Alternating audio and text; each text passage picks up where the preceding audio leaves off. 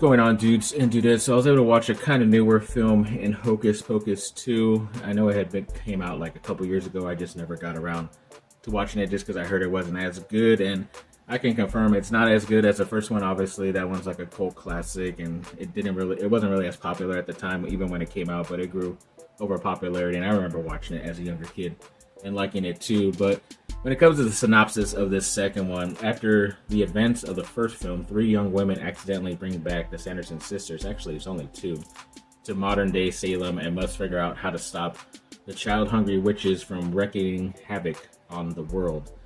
And yeah, that's basically what ends up happening in this one. Two girls who, I mean, they say they don't really do like these seances or light weird candle stuff in the freaking woods, but obviously the place that they lit this black candle was where the Sanderson sisters lived, or wherever the Salem part was that they stood at their house. So then they obviously came back once they lit it, and obviously the person that gave it to them did it on purpose because he wanted to have the sisters back. And yeah, I mean, it's a Disney, you could say it's part of the Disney franchise of how they make films nowadays, where it's not as funny at certain spots and it's not as enjoyable. I was kind of surprised that they did it without Kenny Ortega returning back to direct. Even most, if not all, the actors from the first one did not come back either as well, which I thought was kind of surprising when I did see that they are in talks, or at least discussing, Hocus Pocus 3. It has been confirmed in development by Disney, supposedly,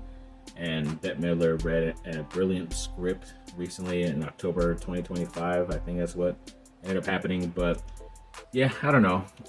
Obviously this one ends with them leaving or getting destroyed again, so I don't know how he would bring back them another time, but I guess that's just what ends up happening.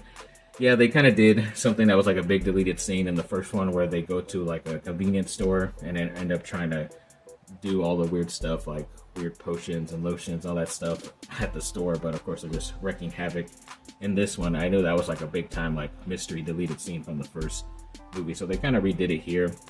But overall, I mean, when it comes to like sequels, recent sequels made from like older films, I would watch like Beetlejuice and then the second Beetlejuice that came out recently in a back-to-back compared to the original Hocus Pocus and this one, in my opinion. Obviously, I'm sure people like this one. It had success on Disney Plus. It wasn't in theaters from what I can tell, but either way, I guess people have stuff they like and stuff they don't. I've been trying to show some spooky stuff here and there in these final Halloween videos, and yeah, look at this gigantic freaking headless horseman. I think we got from Ross, could be mistaken, but yeah, it's freaking gigantic. Less than $20, so yeah, there you go.